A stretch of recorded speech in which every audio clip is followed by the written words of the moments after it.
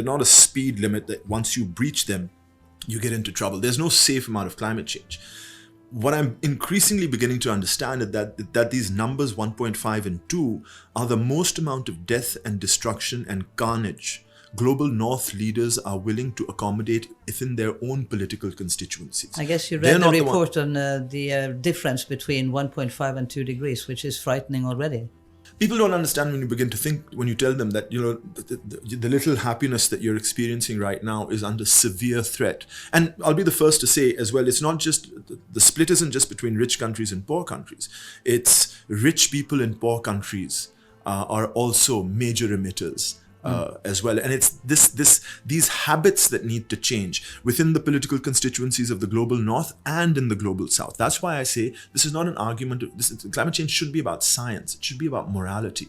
It should be what's right and wrong to do. This should be a religion almost, because without undoing these systems of greed and destruction that we have throughout the world, we're going to see annihilation. We're going to see more genocide, as a matter of fact. And there's Professor Farhana Sultana has been doing work on climate colonialism and talks about how the greenhouse gas emissions and the rolling back of many Paris commitments by EU countries will cause death and destruction in other parts of the world. And it does amount to a genocide. You will be killing millions of people, millions upon millions of people. And displacing another...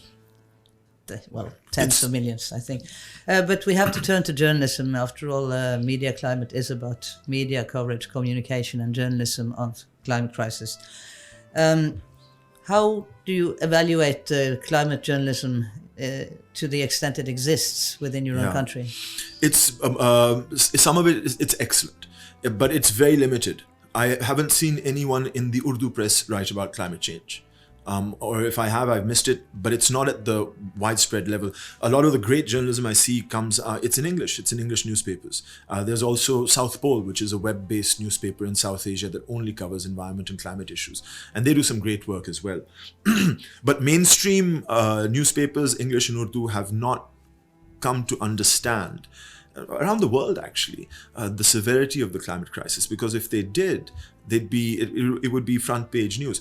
Last year, not 2022, last year there was flooding of the Chenab River, the Sutlej River, which is one of the two rivers that is on either side of Lahore. We have Ravi on one side and Sutlej on the other.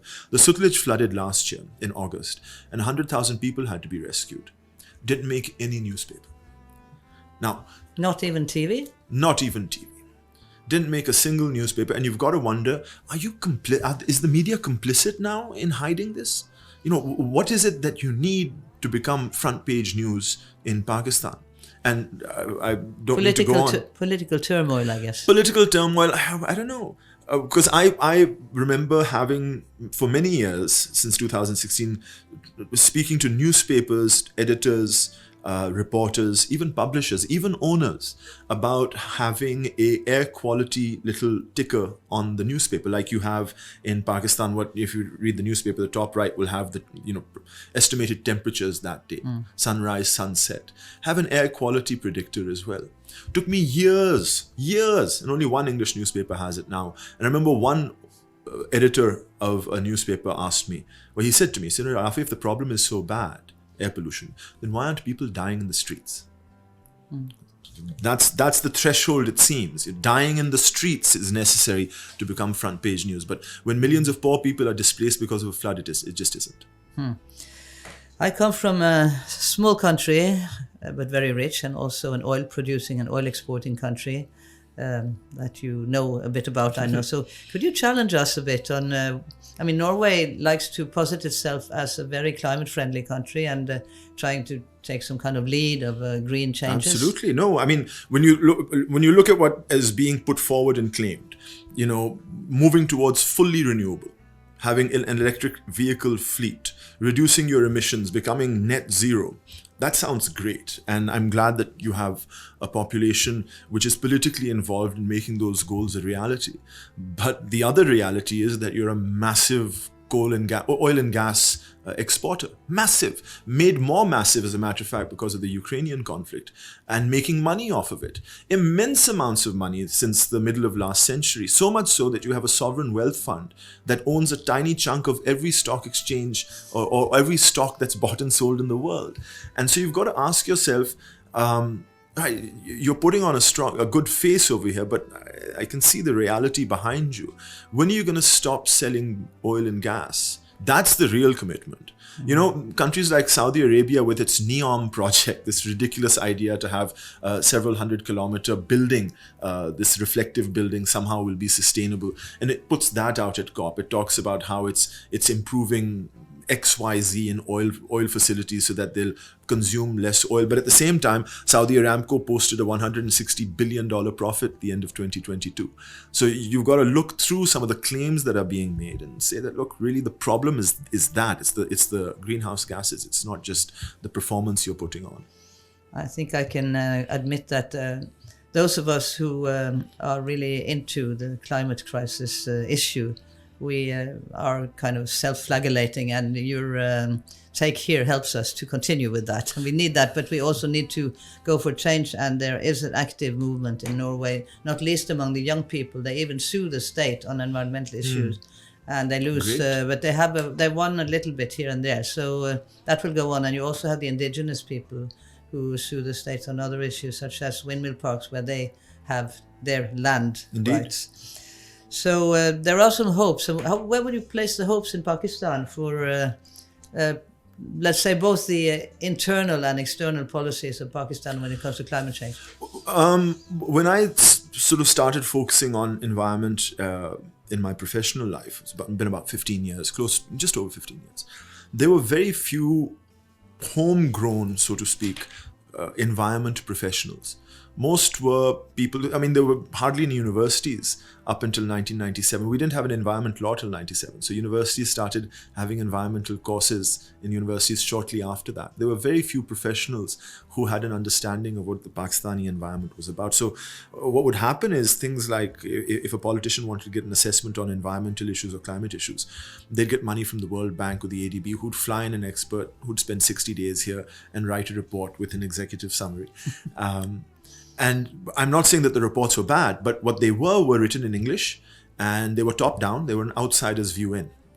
What's happened since then, and a lot of the environment and climate discourse has its roots, and you can still see it. It's still technocratic language, it's still English, it's still outwards looking inwards. But you fast forward these 15 years, with all these people who've gone through, studied environmental sciences, and in some cases climate sciences as well, not just studied and graduated, but then worked professionally in Pakistan, in either in the development sector, with factories, with resource efficient organizations and things, who have a completely different understanding and outlook on what environmental issues in Pakistan are and how they should be perceived. It's inwards facing outwards, it's in Urdu, and it's localized and contextualized. And that's the hope I have. There's a groundswell of people. I didn't even know what climate change was until I was in my mid-30s. But now you have kids as old as 9, 10, 11 being able to tell you, Pakistan's not a big greenhouse gas emitter. We need to plant trees. We need to change our behaviors. And that's the optimism that I feel that we are a very young country. We have a huge chunk of the population, I forget what it is, under the age of 28. I think more than 50% of the population is under the age of 28. So that awareness is going to manifest itself somewhere or sometime. But what we don't have time to wait around for it either. We just went through an election cycle, which should have been a climate, environment, air pollution election, but it wasn't. Our politics is still stuck in the mid-20th century, talking about corruption and arresting people on allegations of it. And we need to move beyond this and understand that people are suffering every single day because of the climate crisis. And it's not just the global north that's caused it. The elites in Pakistan are also exacerbating climate and environmental issues here as well. We need to be able to identify our own bad guys and take action against them. And this is another point I wanted to make about the discourse on climate activism in the global north is very focused. You have your big greenhouse gas emitters, you've got your Shell company, Shell and the other petroleum companies, and you have people who are throwing paint at art and gluing themselves onto the headquarters of these sorts of companies to raise awareness on the bad guys. But in Pakistan, we don't have Shell. We don't have a oil company. You know, our climate bad guys look very different. Our climate bad guys are the rice people. They're the sugar people, because most of the water in Pakistan goes for agriculture, and we produce rice, water, wheat, and cotton. We export most of that cotton out. We export most of that rice out. Sugar takes a huge amount of water. It makes a handful of people rich, and the rest of Pakistan is left poor and without water. So we have to change the way we look at the argument on the bad guys on climate change when it comes to the global south, and you'll start seeing very many actors appear. And those systems need to be dismantled. It's not just Shell and reducing greenhouse gases, but it's in countries like Pakistan going after the sugar barons and saying that's enough. And in countries like Bangladesh doing the same. You know, we have to put our ear to the ground and listen to what people are saying in the global south to get a more accurate picture of what global climate discourse should be. So your appeal to journalists, how would they get their ear closer to the ground, and then the messages out to the bad guys and these half bad guys too? You know, everyone's a climate expert.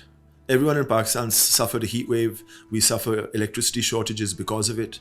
Everyone in Pakistan has been associated with a flood-related incident, either directly or indirectly. Even in urban areas in Lahore, last summer, towards the end of June, we had a cloudburst. The most amount of rain Lahore's ever had in a 10-hour period. Completely shut the city down for nearly a day and a half. Everyone's had these experiences. Everyone is a climate expert. Just listen to them. Listen to them and report back and put it on the front page. Thank you so much for your time, Ahmad Rafay Alam. It was great having you in the studio. And good luck. Thank you.